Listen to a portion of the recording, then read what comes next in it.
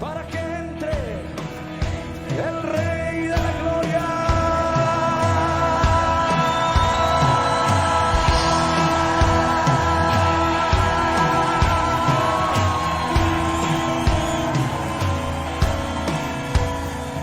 ¿Quién es el Rey de Gloria? Me persigue con su voz.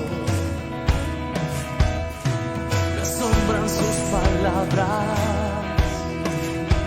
susurrando en mi interior. Mi conciencia me recuerda,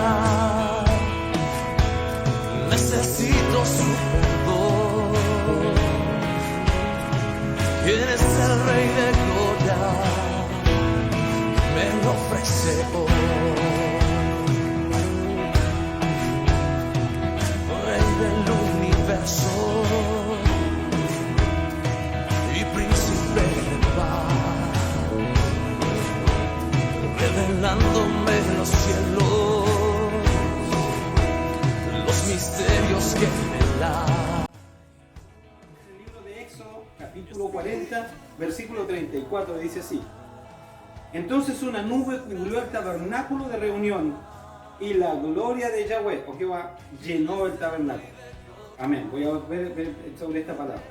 Padre, en el nombre de Jesús te damos gracias. Bendito eres tú, bendito es tu nombre, maravilloso eres tú, el Dios de Israel, el Dios de Abraham, el Dios de Jacob, el Dios de Isaac, el Dios de las 12 tribus de Israel, y eres también nuestro Dios y eres el Dios eterno. Te pido que bendigas en el nombre de Jesús esta palabra para que podamos entender, Señor, cuál es tu gloria para con nosotros. Gracias, bendito Rey, en el nombre de Jesús. Amén. Amén. En el libro de Éxodo, capítulo 40, versículo 34, dice que se apareció la gloria del Señor en el tabernáculo de reunión. ¿Cómo se apareció? Se apareció como una nube, como un peso, como si fuera una nube. Entonces era tal la manifestación de la presencia de Dios en ese lugar que el mismo Moisés tuvo que salir. No les quiero leer todo el pasaje. El mismo Moisés tuvo que salir y no podía entrar. Los sacerdotes no podían entrar. El pueblo de Israel estaba afuera por el peso de la gloria, por la manifestación, por el poder de la gloria. Yo creo que si uno de ellos, incluso Moisés, hubiera entrado en ese momento que Dios estaba manifestando de esa manera, hubiera muerto. Creo yo, no lo sé. Pero era un peso de gloria y no lo podían. Los sacerdotes y todo el pueblo de Israel estaba maravillado de lo que estaba pasando. El tabernáculo era la carpa que hicieron, construida por ordenanza de Dios en el desierto, para que pudieran entrar los sacerdotes y para que pudiera entrar Moisés a ministrar, a hablar con Dios, a estar en la presencia de Dios y llegar y llevar su guía al pueblo. Entonces, en este tabernáculo Dios se manifestó, en una carpa, Dios se manifestó de esta manera. Ahora, cuando ellos viajaban por el desierto, todos los días les cubría esta nube por el calor del sol. Ellos estuvieron 40 años dando vueltas en el desierto por ser porfiados, porque a los 2 años de andar en el desierto, Dios le dijo: envía 12 espías a Moisés a la tierra de los gigantes, y ellos enviaron los 12 espías, 10 de ellos dieron un mal reporte, y cuando volvieron hicieron que el pueblo tuviera miedo. Josué y Caleb fueron los únicos que dijeron: no, nosotros vamos a comer esos gigantes, ese pueblo como pan. Los únicos 2.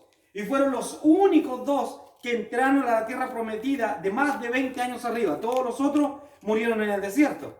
Entonces llevaban ya 2 años caminando en el desierto. Esa nube los cubría para darles sombra y se suponía que iban a entrar a la tierra prometida. Pero como estuvieron espiando la tierra 40 días a la que iban a entrar y tuvieron miedo y hicieron que el pueblo tuviera miedo, Dios dijo: bueno, 40 años por esos 40 días.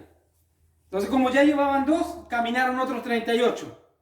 Otros 38 años en que tuvieron que estar dando vueltas por ser porfiados. A veces nosotros no llegamos a los propósitos que Dios nos da, a los propósitos que Dios nos muestra, que sabemos que viene de parte de Dios porque tenemos miedo. Nos asusta lo que Dios nos ha mandado o nos ha determinado a hacer. Y no vamos y no nos damos cuenta que la gloria de Dios, la presencia de Dios va con nosotros. Como iba con Israel, aquella nube que se presentó en el tabernáculo iba con Israel.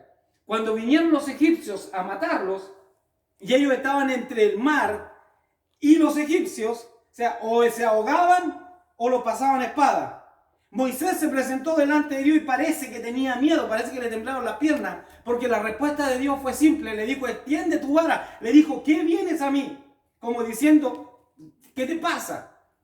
¿Por qué vienes a mí? Extiende tu vara y abre el mar. Entonces Moisés, ¡bum!, extendió la vara. Y vino un viento recio durante toda aquella noche y separó el agua. Hizo 2 columnas, como 2 muros, como 2 grandes muros, por donde pasó todo el pueblo de Israel en seco. Pero para que los egipcios no los mataran, una columna de fuego se puso entre Israel y los egipcios. La manifestación de la gloria visible de Dios en columna de fuego para que los egipcios no los mataran o no los llevaran de nuevo cautivos como esclavos a la tierra de los egipcios. Entonces cuando ellos pasaron, Moisés extendió la vara y el mar se cerró de nuevo y tragó a todo el ejército egipcio. De hecho, la arqueología ha demostrado que hay un gran ejército hundido en el Mar Rojo con ruedas de carros, con instrumentos de guerra, con armadura, y están ahí hundidos. Dicen, no hay ni un barco siquiera cercano a ese lugar para decir que tal vez eran tropas que venían en barco. No hay nada, ni un rastro de barco. Es un ejército, esqueletos hundidos en el Mar Rojo. Ahí están, encontrados. Ahí está el ejército egipcio. Porque la gloria de Dios acompañaba a Israel y siempre los defendía. Entonces, al ver toda esta manifestación y tener miedo de entrar a la tierra de los gigantes, Dios dice, oye, pero ¿qué quiere este pueblo? Y les costó 40 años. 40 años de estar caminando y caminando y caminando. Y los únicos 2 de más de 20 años que entraron fueron ¿quién? Josué y Caleb. Fueron los únicos 2 que entraron. Y Moisés entró porque Moisés tuvo unos pequeños detallitos ahí que Dios le dijo, no vas a entrar ahora, no vas a entrar. Entró después, 1500 años más tarde, en la transfiguración en el monte de los olivos, cuando Jesús se transfiguró y estaba, la Biblia dice que estaba Moisés a un lado y Elías al otro. Ahí entró en espíritu, entró en un cuerpo glorificado, pero no entró cuando se suponía que tenía que entrar. 1500 años antes, con la nación de Israel.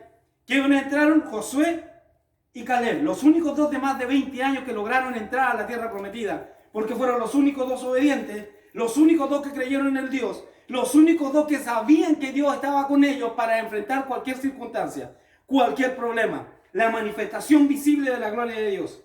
En el libro de Ageo, capítulo 2, versículo 9, nos habla la Biblia de la gloria postrera que será mayor. Imagínate por un momento Israel, cuando Salomón, el rey Salomón, el hijo de David, porque David reunió gran cantidad de materiales para hacer el templo, el gran templo de Salomón. Pero Dios le dijo, tú no vas a construir este templo porque tú eres hombre de guerra y has derramado mucha sangre. Tu hijo lo va a construir. Entonces David reunió materiales, reunió madera, reunió oro, cobre y distintos materiales, perlas preciosas, todo para que el hijo lo construyera. Cuando Salomón construyó el templo era una obra de arte bellísima, espectacular, una cosa lo más maravilloso que podía haber en aquellos años, aquí en aquel tiempo. Y resulta que se manifestó en ese lugar la gloria de Dios como en el tabernáculo. Se manifestó de esa manera, como en forma de nube. Y era tal la presencia de Dios que lo que pasó con los sacerdotes, salieron corriendo. Dice que nadie pudo entrar a ministrar por la presencia tan poderosa que había ahí de Dios. Imagínate como una fuerza que no te deja pasar. Entonces, una manifestación visible, poderosa de la presencia de Dios. Cuando Ezequiel, en el libro de Ezequiel, ve esta visión y ve la manifestación de esa gloria poderosa, él ve una figura como humana en un trono. Evidentemente esto es un antropomorfismo, era Dios tomando forma de hombre. Dios es espíritu, era una manifestación de lo que había de venir. La verdadera gloria, que era ¿quién? El Hijo de Dios. La verdadera gloria que se iba a manifestar en el futuro era Jesucristo. Cuando en el libro de Ageo dice que gloria mayor que esta veréis, entrará en el templo, está hablando del Hijo de Dios, el mismo Señor Jesucristo. Entonces lo ves en una presencia visible en el libro en el Éxodo con Moisés. Lo ves en una presencia visible en el templo de Salomón.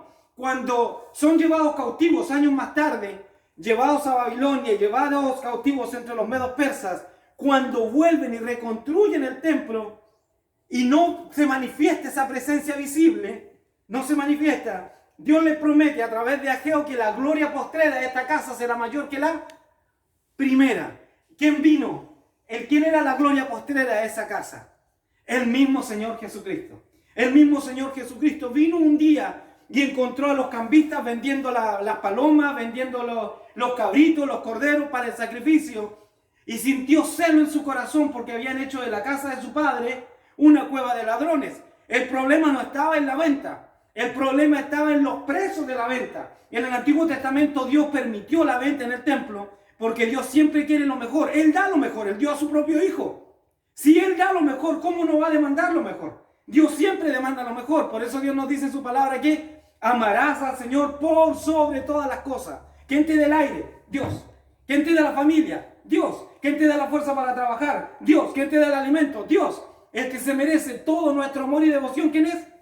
Dios. O sea, es igual Dios. Él es el que se lo merece. Entonces, ¿qué pasaba? Que la gente venía en el tiempo de la Pascua a celebrar, a hacer el sacrificio de tierras muy lejanas. Y si tenían un cordero lindo, engordado, para sacrificarlo, sin talla, sin defecto, lo vendían. Cogían, vamos a hablar en términos aquí de nuestro país, lo vendían $10. Y se iban caminando todas esas millas hasta llegar a Israel. Cuando llegaban a Jerusalén, con esos $10 iban a comprar un cordero de las mismas condiciones. Entonces veían un cordero lindo, sin mancha, sin magulladura, gordito, lo mejor para hacer un sacrificio. ¿Representando a qué? El sacrificio que iba a hacer Jesucristo en la cruz. Eso es lo que representaba. Entonces él iba a pagar con esos $10, vamos a decir, hablando en términos de dólares. Y el tipo le decía, no, son 50, son 60, son 70. Entonces se convirtieron en usureros. Porque en la ley estaba permitido esta venta para que la gente que venía de lejos pudiera tener lo mejor y los animales no se murieran o se enfermaran durante el camino. Pero estos le ponían al precio una cantidad mucho más alta. Cuando Jesús entra en el templo, la gloria de Dios hecha carne, la gloria de Dios entre los seres humanos, y ve todo lo que está pasando, que él ya lo sabía. Él es Dios, él lo sabe todo. Cogió un látigo y empezó a dar vuelta a las mesas de los cambistas, porque así hacían cambios de monedas, y soltó las palomas, las dejó libres, y los animales, y todo lo que había ahí, lo soltó. Vinieron los sacerdotes y le dijeron, ¿con qué autoridad haces estas cosas? Los sacerdotes conocían la ley, y sabían que el pueblo, que le estaban robando a los que venían de lejos. Sabían que los que estaban ahí estaban robando y que estaban haciendo usura, y que estaban cobrando precios altísimos, solamente por ganancia. Abusando de qué? Del templo de Dios. Abusaban de lo que estaba en la ley, de que tenían que ir a hacer los sacrificios de año en año. ¿Para qué? Para robarle al pueblo. Los sacerdotes lo sabían. Así como muchos falsos predicadores te dicen que si tu problema es grande, más grande debe ser tu ofrenda. Eso es mentira. Eso no aparece en ningún lugar de la Biblia. Que si mi problema es muy grande, tengo que dar mucha más grande ofrenda a Dios. Eso es mentira. Eso no existe. Entonces, si tú tienes un problema, un familiar enfermo con algo, tú tienes que llevar una chequera para dar un buen cheque. Eso es basura y eso salió del infierno. Eso no está en la Escritura. En un pasaje en la Biblia, Jesús iba caminando y vio una compañía fúnebre. Iba una mujer a enterrar a su hijo. Era todo lo que tenía. La Biblia dice que era una viuda, o sea, que no tenía a su esposo, y que el único hijo que la podía sustentar en su vejez lo llevaba para enterrar. Y Jesús tuvo compasión de ella. Ella no fue donde Jesús le dijo, mira, te voy a dar $1000 o lo que sea. No, Jesús la vio, Jesús caminó, Jesús resucitó al hijo, se lo dio a su madre y siguió caminando. Esa es la gracia, el amor, la misericordia de Dios. A Dios no lo compramos con dinero. Entonces, ellos sabían estas cosas, estos sacerdotes, y aún así le dicen a Jesús, ¿con qué autoridad haces estas cosas? Porque ellos se lo sabían todo. ¿Y de dónde viene esta autoridad? Y él les dice, destruir este templo y en 3 días lo levantaré. Estaba hablando del templo de su cuerpo. La gloria de Dios manifestada en carne estaba ahí en medio de ellos y no lo vieron. Cuando él muere en la cruz, ellos se acordaron de esas palabras. Ahí como que no entendieron. Pero cuando estuvieron con Herodes, con Pilato, le dijeron a que él dijo que resucitaría, que se levantaría. Entonces se acordaron de lo que dijo. Como que en ese momento se hicieron un poquito los necios, pero sabían de lo que estaba hablando. Y Cristo resucitó al 3er día. Y nosotros tenemos hoy día la presencia del Espíritu Santo. Cuando Él subió al cielo en una nube, Él prometió a los discípulos que vendría ¿quién? El Paracleto para guiar a la iglesia. El Padre, Hijo y Espíritu Santo son un solo Dios. El Espíritu Santo, la tercera persona de la Trinidad, el Paracleto, venía para guiar a la iglesia. Entonces aparece en el Monte de los Olivos, donde, en el aposento alto, donde están reunidos 120 hermanos, y aparece la presencia de Dios y se manifiesta ¿cómo? Con pequeñas llamas de fuego sobre su cabeza. Llamas de fuego. ¿Qué pasó en el desierto en Israel? Era una columna de fuego la que los cubría por la noche para que no tuvieran frío y la que impidió que el ejército egipcio entrara a matarlos. Una columna de fuego. Ahora esa columna, esa presencia se divide y se pone cada uno de los 120 como pequeñas flamas de fuego, representando al Espíritu Santo, la chequina de Dios. La presencia de Dios venía a ser ¿qué? Parte de su pueblo, parte de la iglesia. 30 años más tarde, 40 años más tarde aproximadamente, viene el general Tito y destruye el templo físico que había en Israel. Aquí el templo que habían reconstruido y que Herodes había hermoseado y que era bastante bello en aquel tiempo, el general Tito lo destruyó completo, cumpliendo una profecía ¿de quién? Del mismo Señor Jesucristo. Dijo, no quedará piedra sobre piedra que no sea derribada. Vino el incendio, el oro se derritió, se metió entre las piedras, tuvieron que sacar todas las piedras para poder sacar el oro del templo, y entonces no quedó, nadie sabe dónde están ni siquiera las piedras. No quedó piedra sobre piedra de aquí el templo. Lo que tú ves en Israel, el muro de los lamentos, eran los muros exteriores que no tenían nada que ver con el edificio en sí, con el templo como tal, como lo dijo Jesús. Entonces, viene Cristo y hace esta profecía en cuanto al templo. ¿Por qué? ¿Por qué el templo iba a ser destruido? ¿Por qué el templo ya no iba a ser más necesario? Porque ahora Dios iba a manifestarse ¿en quién? En la iglesia, el cual somos todos nosotros. Ahora nosotros somos el templo de Dios. La presencia del Espíritu Santo mora en nuestro corazón. La chequina de Dios, la presencia de Dios, la gloria de Dios camina con nosotros. Es maravilloso como Dios nos ha llevado a este punto en la historia en que nosotros no tenemos que entrar a un templo y decirle a un sacerdote que ore por nosotros, y el sacerdote una vez al año tiene que entrar al lugar santísimo y tiene que ir pero perfecto delante de Dios. No, ahora nosotros simplemente levantamos las manos, o cuando vas conduciendo simplemente oras a Dios y Dios te escucha, porque ese lugar santísimo, esa cortina que dividía, se rompió. Dios mismo la rasgó el día que Cristo murió en la cruz. Dios mismo dijo, ya no hay más separación. El sacrificio fue hecho. Jesús dijo, consumado es, y entregó el Espíritu. Tetelestai en griego. Tetelestai significa que esto está hecho, completo, perfecto. Está hecho, está consumado. Tetelestai. Ya, se hizo. Ahí está. Se cumplió. Cristo murió en la cruz, se rasgó el velo de arriba abajo y tenemos entrada al Padre. Pero viene el Espíritu Santo y nos lleva a toda verdad y a toda justicia. ¿Quién guía a la iglesia? El Espíritu Santo. Si tú lees la palabra de Dios y no entiendes, le dices, Señor, ayúdame. Y poco a poco Dios te va a ir mostrando cosas que tú antes no entendías. Porque el Espíritu Santo que habita dentro de la iglesia, que habita en cada uno de nosotros, te lo va a manifestar. La gloria de Dios visible. Quiero leer el libro de Hebreos, capítulo 1, versículo 3. Libro de Hebreos, capítulo 1, versículo 3. Jesucristo es la gloria de Dios manifestada en carne. Pero quiero leerlo. Hebreos, capítulo 1, versículo 3. Dice así. La cual, empieza en el versículo 1. Dios, habiendo hablado muchas veces y de muchas maneras en otro tiempo a los padres por los profetas, o sea, Dios habló a través de ¿quién? De los profetas. ¿Cuál es la función del profeta? Siempre decir lo que Dios quiere. ¿Cuál es la función del sacerdote? Hablar por el pueblo a Dios. La función del profeta es hablar por Dios al pueblo. Entonces le habló por Dios a través de ¿quién? De los profetas.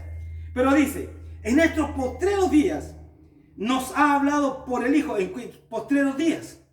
Hace 2000 años atrás se manifestó Cristo y estábamos en los postreros días.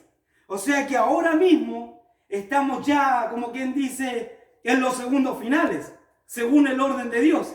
Si Cristo vino hace 2000 años y eran ya los postreros días, ahora estamos casi que en los segundos finales.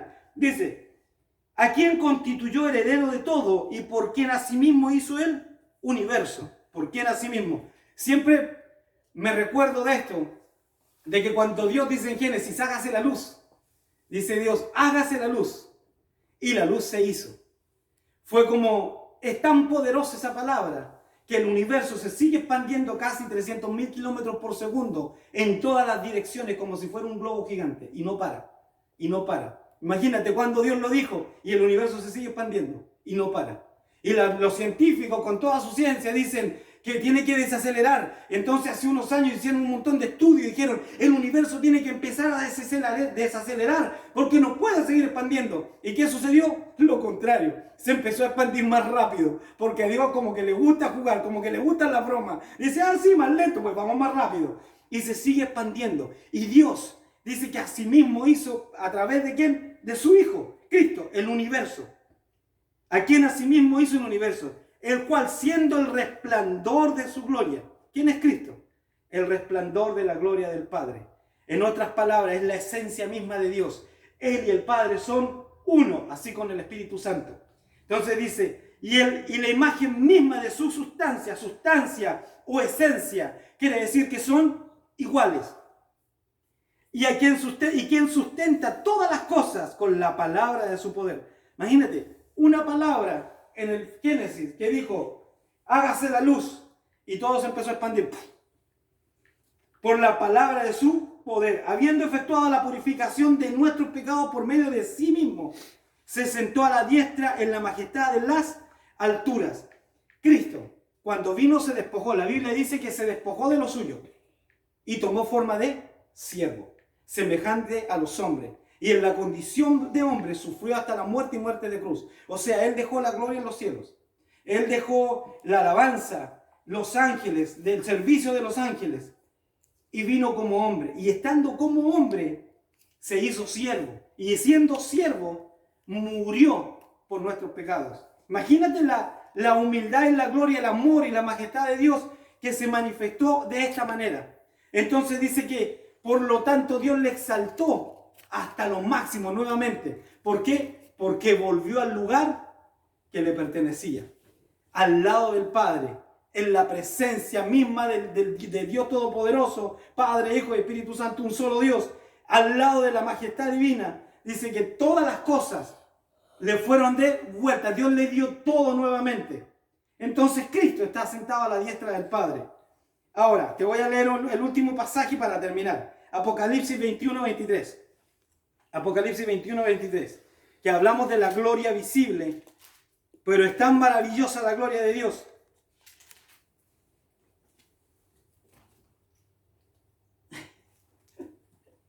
Apocalipsis 21:23 dice así: la ciudad no tiene necesidad de sol ni de luna que brille en ella, porque la gloria de Dios la ilumina y el Cordero es su lumbrera. Nuevamente aparece Cristo como la gloria misma de Dios en la ciudad, en la Nueva Jerusalén. Nosotros, en este momento, en la tierra, somos los portadores de la gloria de Dios. Somos los que llevamos la palabra y la presencia de su Espíritu Santo. La presencia de Dios va con nosotros siempre. Nosotros no necesitamos decir, lo decimos por humildad, pero sabemos que Dios está con nosotros. La palabra dice claramente que Él estará con nosotros todos los días hasta el fin del mundo. O hasta el fin de los tiempos se traduce también. Todos los días Él va a estar contigo. Pase lo que pase, Él siempre va a estar contigo. Nosotros vemos lo que está pasando en Europa en este momento, en Rusia, con Rusia y Ucrania. Y Ucrania tiene más de 86% de la población en Ucrania son cristianos. Y uno dice, pero ¿por qué está pasando esto? Dios está ahí. Y Dios sabe por qué está permitiendo esto. Porque Dios a veces permite cosas. Pero Él sabe todas las cosas. Nosotros no sabemos nada. Porque Él permitió este suceso ahora. Ahora es profético que Rusia tome fuerza, sí. La Biblia dice que Gog, el rey, el príncipe de Magog, o el rey de Magog, que es Magog, Rusia, de Mesec, que es Moscú, van a atacar a Israel en un momento de la historia. Que lo van a atacar y que va a ser Rusia, Turquía, Irán, los persas. Y resulta que en este momento todos esos países se están alineando como aliados. Y Turquía, que pertenece a la OTAN, yo te lo he dicho a varias personas, tú vas a ver que Turquía se va a salir de la OTAN, porque Turquía se tiene que aliar con Rusia para atacar a Israel. Lo dice la Biblia, Ezequiel 38 y 39. ¿Y qué dijo hace un par de días el presidente Erdogan de Turquía? Dice, nosotros somos aliados de Rusia. Y si Rusia se hunde, nosotros también. Por eso nosotros no vamos a imponer ninguna sanción.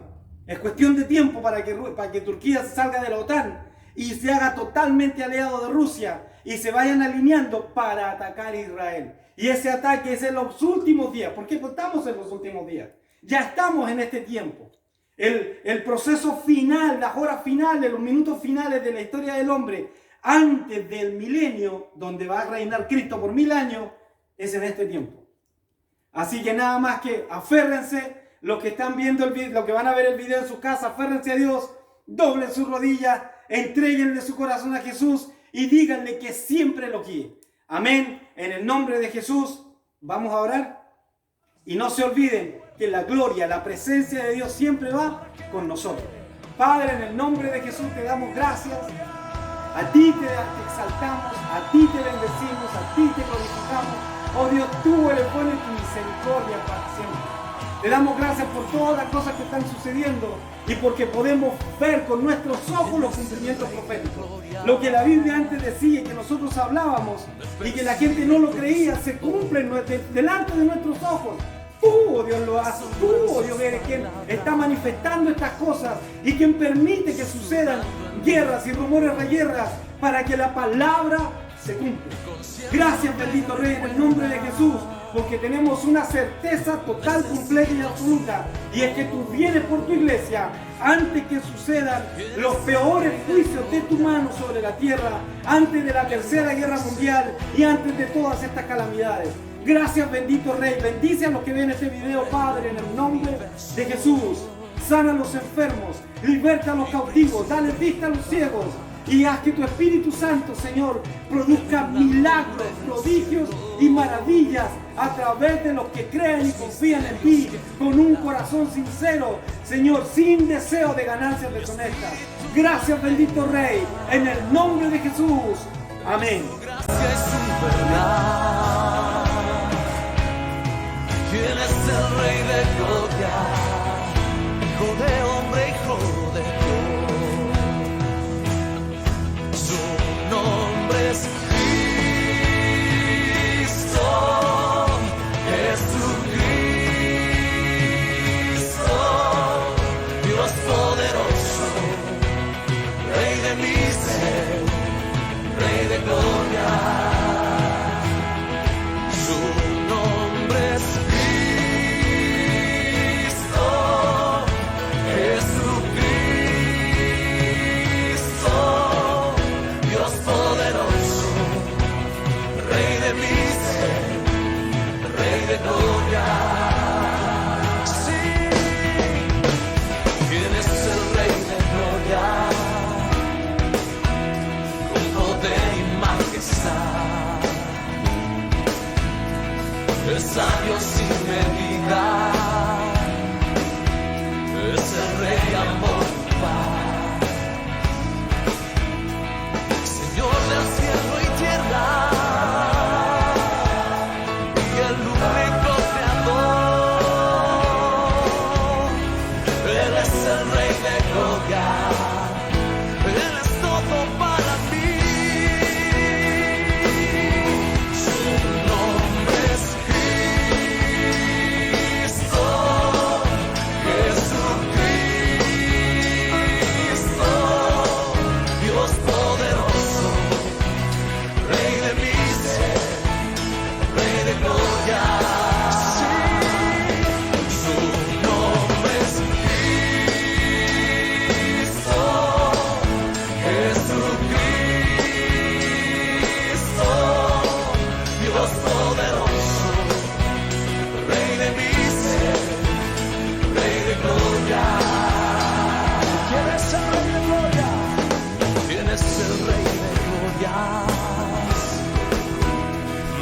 persigue con su amor. Sí, le asombran sus palabras,